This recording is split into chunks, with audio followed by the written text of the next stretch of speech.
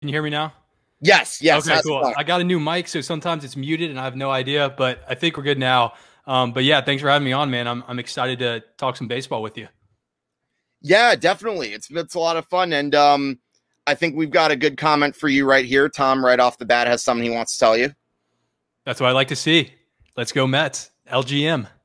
Yeah, no, I briefly met you before. If you remember correctly, I was one of the hosts of the NFL draft party that Andy Hopper hosted, and I know you came with my buddy Paul and Barley, who for a long time I thought he was the only Mets Chiefs fan I knew, and then I found out your podcast existed, and now I see there's at least two out there. Yeah, I think I messaged him and I told him, I was like, you're the only person, and we might be the only two people in America that are big Mets and big Chiefs fans. So it was quite an honor to meet another person that had that same fanfare as I do for those two teams. Yeah, no, that's pretty cool. And I understand you're from Virginia, correct? Yes. Yep. So I got to ask, how'd you become a Met fans? Like, you grew up before the Nationals, right? Right. So they became the Nationals, I don't know, when I was around 10 years old, but even if they were there, it was a mix of two things. So the first team I was on in Little League was the Mets, but more so than that, Jose Reyes was my favorite player ever and still is. And David Wright was a close second, but Jose Reyes was, I mean, I wore number 7 because of him. He's the most exciting player. The most exciting play in baseball for me when I was young was him hitting left. He was a switch hitter, hitting it down the right field corner and making it to third for a triple. That was the most exciting play for me for years. So that was the main reason why I love Jose Reyes. Did you ever play like MLB The Show or a lot of the other video games and like have bat first with him and like always try to hit a triple? Yeah. Always wait for like a curveball in the inside lower corner and just turn on it and hopefully almost root for it not to go over the fence so you could go for a triple. That's crazy. Yeah, no, he was fun to watch. So was David Wright. Those were some pretty good Met teams. I remember them very well. They definitely should have won the World Series in 2006, but I'm not going to trigger you anymore with stuff like that. But anyways, let's get to the current team. First half of the season, they're 47-41, and I believe they're 3 games ahead of the Phillies, if I'm not mistaken. Yes, I've got the standings right here. So yeah, we're 3.5 up on the Phillies. So the Phillies are 500. They're the second place team. So nobody else in the division is above 500 besides the Mets. So as much as the Mets fans like to rag on the Mets, at least we're not as bad as everyone else in our division. So it's been, I mean, we've had some bad losses, but at the end of the day, we could be, the Braves who had a devastating injury, or the Phillies who can't quite piece anything together, or the Marlins who seem like they're dropping kind of out of the picture right now.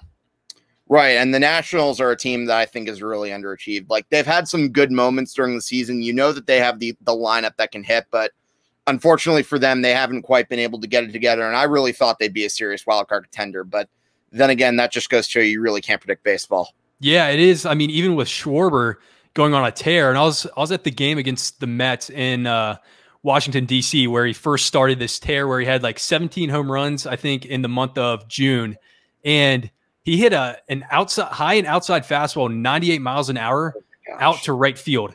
And it was insane. And just seeing him up close in person, the dude's huge. And so even with him having an unbelievable tear, I don't know. But, I mean, they're only 6 back. So with the NL East, you never really know. Somebody could get hot and then somebody could get cold at the same time. And you look up and the Mets are no longer in first. So I'm not going to believe it until it's official. All right. Now, before I get to the next question, I want to get into a lot of comments. And believe me, there are a lot of comments right here, mostly from John Rankin. And he's going to say, Pete, long ball. So, oh, my gosh. No. Boo, Chiefs, boo. Let's go black and gold. I see him.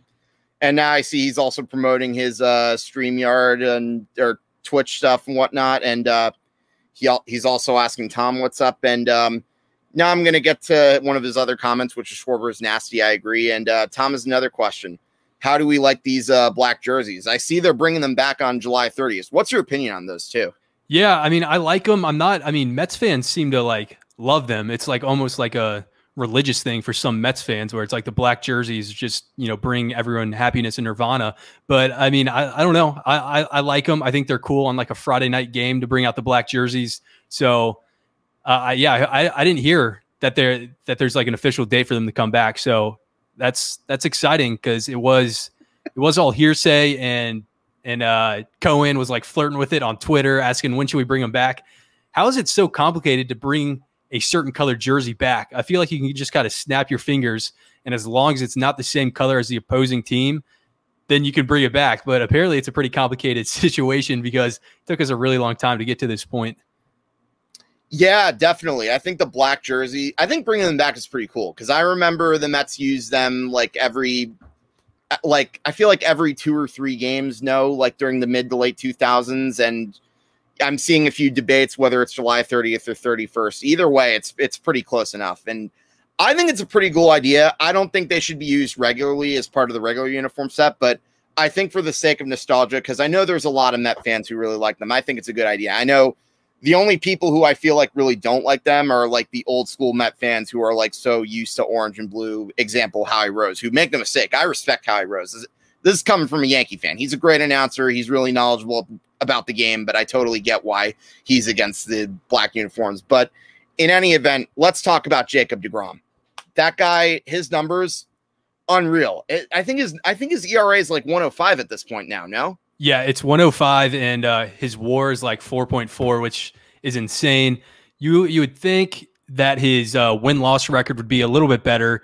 I just had it pulled up and it exited out, but there's times where we just don't give him any run support. So he'll go like 1 earned run in 7 innings, but we won't score any runs, and so he'll somehow get a loss for these incredible stats. But let's see. So he's 7-2 right now, so a little bit better than I thought.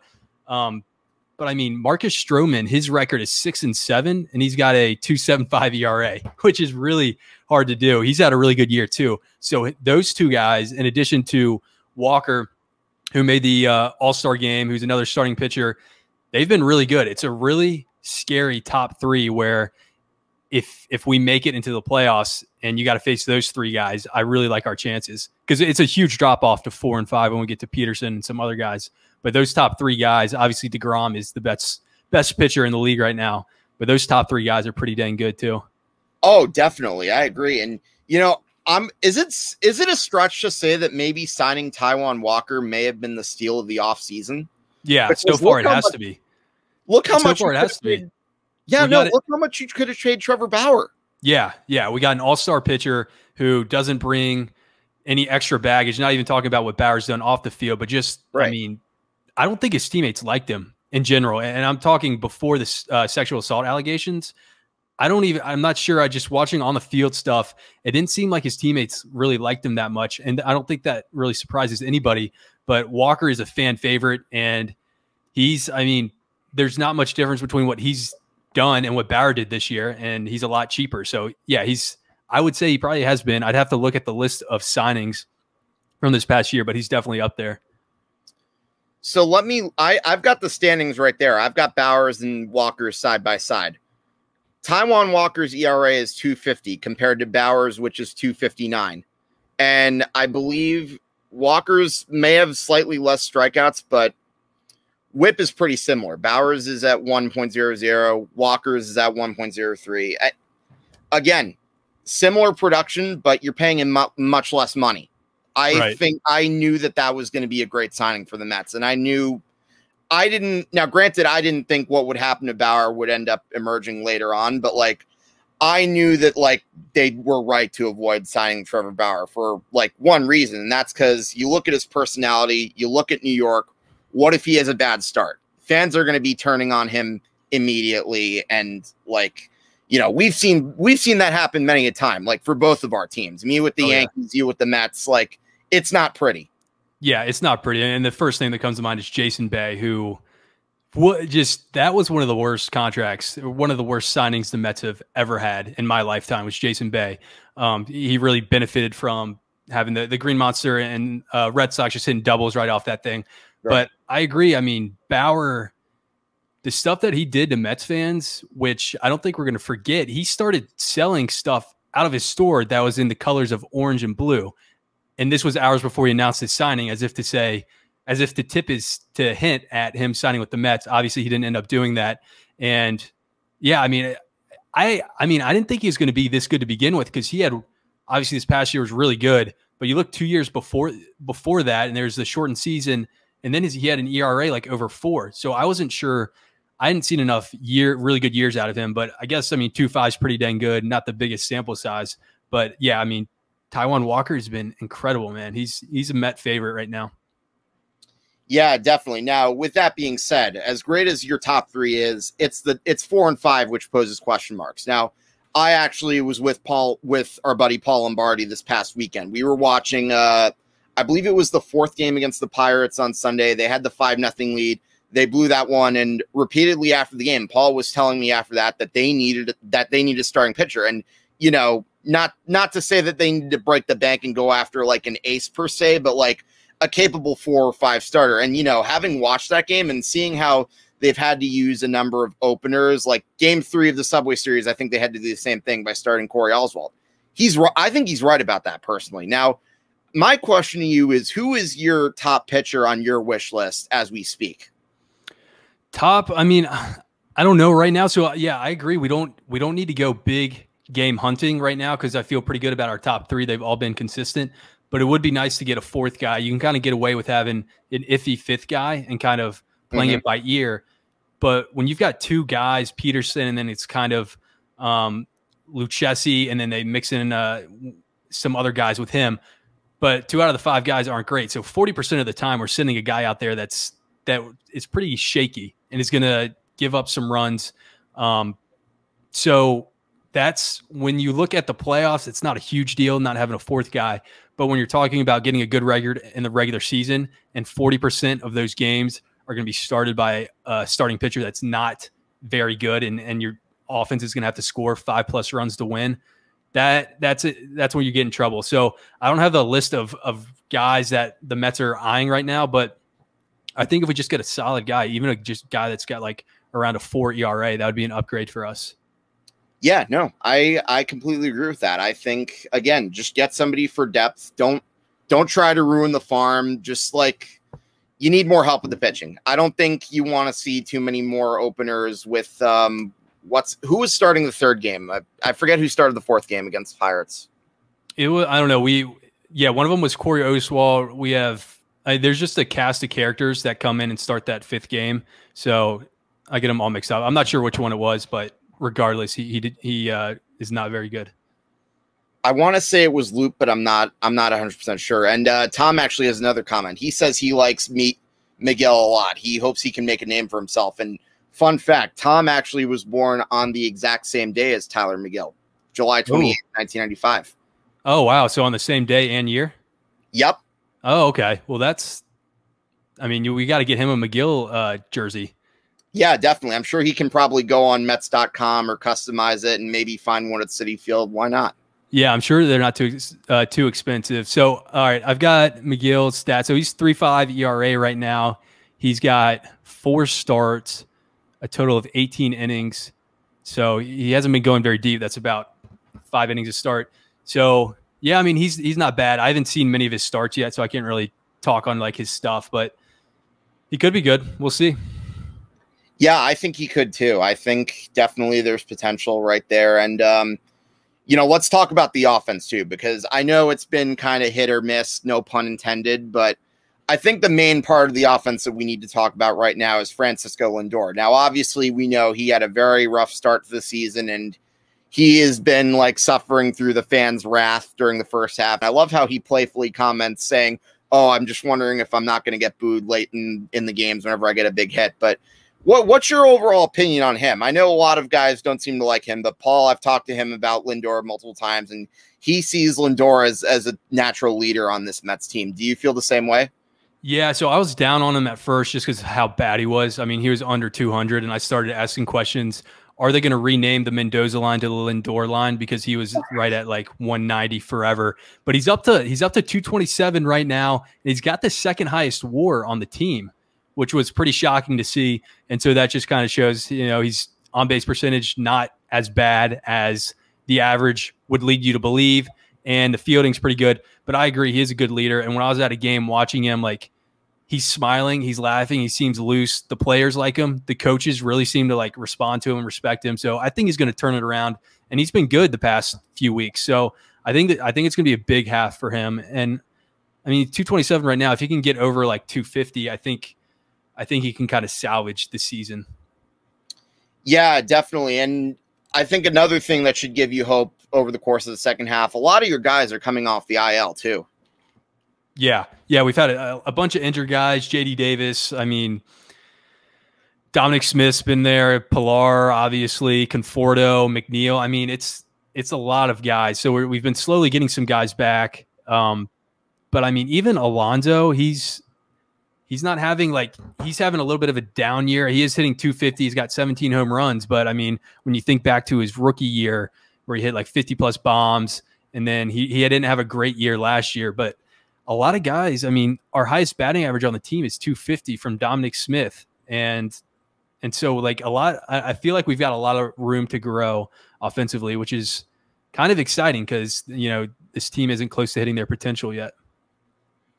Yeah, definitely. I have a feeling that in the second half, you're going to start to see a little bit more life out of the Mets bats, particularly with guys like Jeff McNeil. Jeff McNeil had a really bad start, but I see him slowly coming together. And Michael Conforto is a guy. I know there's some Met fans who have polarizing opinions on him. I think some seem to buy into the Conforto hype. Some don't. I know a lot of people who are like on completely opposite ends of that spectrum. But what's your opinion on Conforto? Yeah, he's frustrating because sometimes he looks like the best, most like mechanical, prettiest left-handed swing in the league, and then other times he's going to be swinging at curveballs that bounce off the plate. But I mean, in the past, he's had huge home runs for this team, so I still like Conforto. I'm pretty high on all. I like this team, so I mean, Villar and Pilar, their like aggressiveness on the base pass, their toughness, I really like those guys. And my only worry is that we're going to have Stroman or Walker fall off in the second half because they've been so good pitching staff. You said it, they're right at 2.5 for Walker. I think 2.75 for Stroman. Obviously, DeGrom is right at 1. I'm just worried one of those guys is going to fall off. But I think our offense gets better. And so if our pitching can hang on and the offense comes on, I mean, I think we're a top 4 team in the league. And it all goes back to what I was saying earlier about pitching.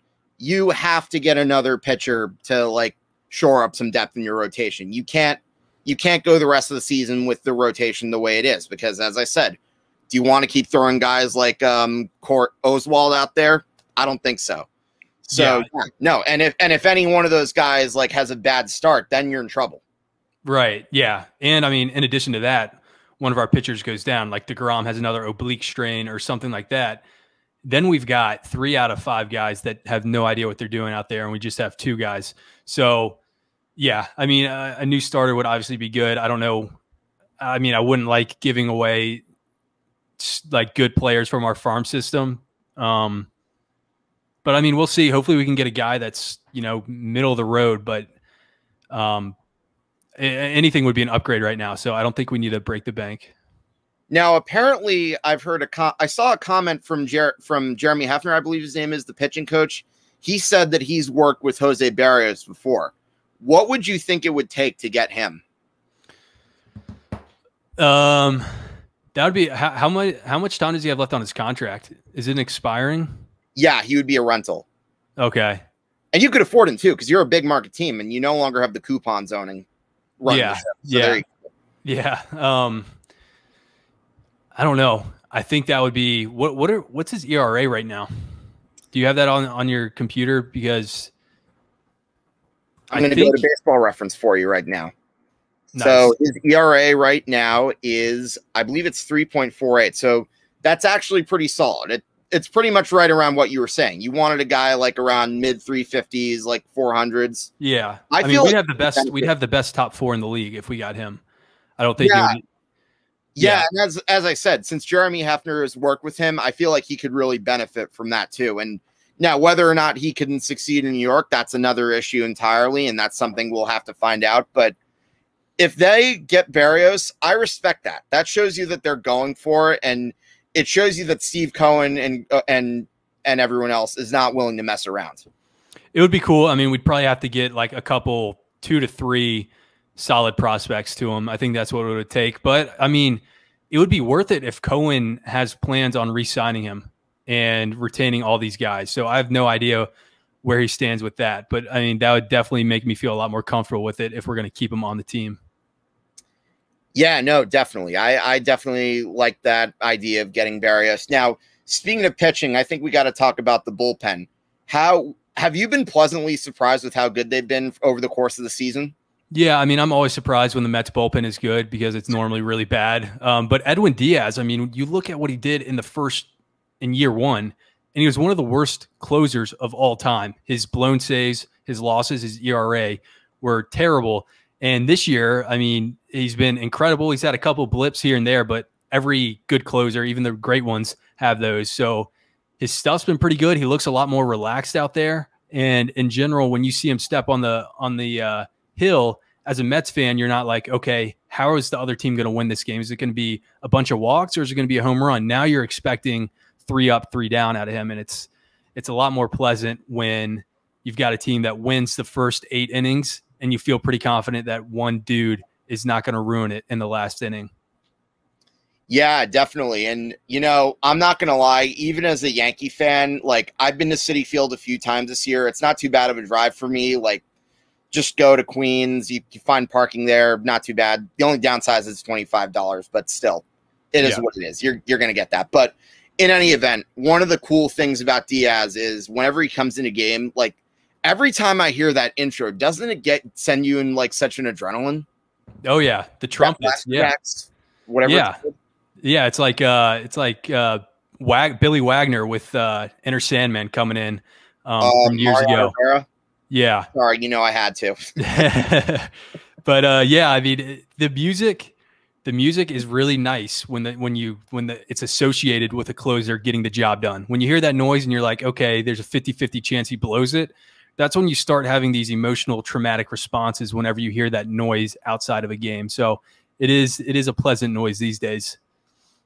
Yeah, definitely. I think Diaz improving has been key because I really think based on what I watched in 2019, I really think it was a combination of Mickey Callaway, didn't mean to mention that name, and Edwin Diaz, who single-handedly cost him a playoff spot. Because and you look at that roster too, I really think this is like the best roster I've seen from the Mets in like ages, honestly. And I'm not just saying that to because you're on the show. Like I really up and down that roster, it's really talented. Yeah. Super talented, top through bottom. We made, a lot of additions, getting McCann and just the JD Davis, the Pilar, a lot of little additions. And these guys are playing pretty well. And I think our defense is taking a step up. It definitely is the best roster. And when we're healthy, it's, the best roster we've had in, I don't know. Trying to think back. We've just had so many rosters that have really good starting pitching, and then you start thinking of the hitting. It's like, it wasn't really that good of a roster overall. Thinking of the 2015 team, but it's a fantastic, fun team to root for because these guys. We come back in games in the 9th innings. We have comebacks. It's fun to be the team that's coming back and not getting come back on. Yeah, I was going to say probably 2006 is the last really good roster I can think of that the Mets had, but. In any event, it's a fun team, even despite me watching the Yankees and being kind of miserable with their lack of offensive consistency and their pitching stuff and the whole spider tack nonsense and Aroldis Chapman's stuff. Like, they're a fun team to watch. I'm not going to deny it. I'd be lying to myself if I said otherwise. But speaking of fun stuff, baseball-wise, I want to talk to you about the All-Star game. Before I end the show, there was one thing I really didn't touch upon with you regarding the New York Mets, and that's Kumar Rocker. Now, obviously, I'm not really going to get too big into the draft because the thing about the MLB draft is you have a lot of guys who are really good in high school and college, but high school and college games aren't really shown regionally, whereas compared to the NFL and the NBA, you have more access to what these guys were coming into the leagues. And Kumar Rocker came from a really good baseball program at Vanderbilt. We had other guys such as David Price and Pedro Alvarez playing there before. And given all the hype that I heard surrounding him, I was shocked that he fell this far. The other guy who was at the top of that hype was Jack Leiter, who I believe was drafted by Texas at number 2. What were your thoughts about the selection of Kumar Rocker?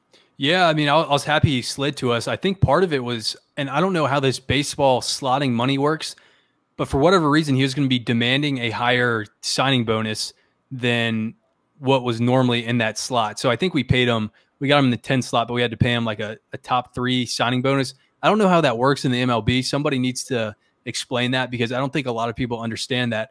But I think that was part of the reason he slipped. But then I was thinking, if it's a difference of $1 million or $2, like, why is that really worth letting a guy that's probably the second best pitcher in the draft fall, 7 different teams pass on him? Because that doesn't seem right. But for whatever reason, the Mets got him. I only saw him pitch 1 game, and he didn't pitch great. It was in the College World Series versus Mississippi State, I think, was the game. And he didn't do very well, but I mean, he was good. By all accounts, he's good. A big dude, so that's kind of good when you're thinking about injuries and durability. He seems pretty big, pretty built, and so I'm excited about it, but I'm not going to act like I've really been studying his stuff. But it is cool that he did fall to number 10 because I didn't think we would have a chance at him. Yeah, again, regardless of how he does, it's hard for a Met fan to not be ecstatic about what the future holds. I mean, really, ever since Steve Cohen came into the fold, there's been a lot of really exciting things happening to your organization. And I think, my Yankee bias aside, I really think an owner like him is good for baseball. Oh yeah, so good, especially in New York, and especially what the Mets had beforehand. It's a totally different feeling. And Tom says he believes it was a $6 million signing bonus for Rocker. That's a lot. Yeah, I agree. I think it was like 4.1 million was what the slot normally has. So I think it was around, I think I'm right, 1.9 million more. So I don't know. I don't know how that works. I don't know why certain players can demand more for their slot, but there had to have been a reason for it. And the Mets knew it going into it, but that's why it helps to have a guy like Steve Cohen. And it also helps to be a big market team too. But yeah, anyways, that's pretty much going to wrap it up for our show. And now before I end this, Rob, can you please plug yourself, show us where we can find you on your show? Yeah, definitely. I appreciate it. So on Instagram at Journalistic Integrity, that's the name of the podcast as well. So you type it in the Spotify or Apple, it should come up. And on Twitter at Journalistic Rob. And yeah, those are the 2 things, at Journalistic Integrity, at Journalistic Rob. And you should find me there. And it's got all the links on the profiles. But I appreciate you having me on, man. This was fun to talk some baseball and recap the first half for the Mets. I'm excited. It's been a pretty good baseball season so far. So it's a good time to be a sports fan and a baseball fan right now. Yeah, for sure. I think regardless of what team you follow, that is definitely very true. And folks, that was Rob Murphy of Journalistic Integrity sharing his takes with us. And now, in addition to where you can find him, I would also like to give you a reminder to please give us a follow on all of our forms on social media. You can find us on Facebook, Twitter, Instagram, and of course, please do not forget to subscribe to our YouTube channel at Review and Preview Sports. You have just watched another episode of Hitting for the Cycle. As always, we will see you next week on Thursday at 7 p.m. But until next time, so long, everybody.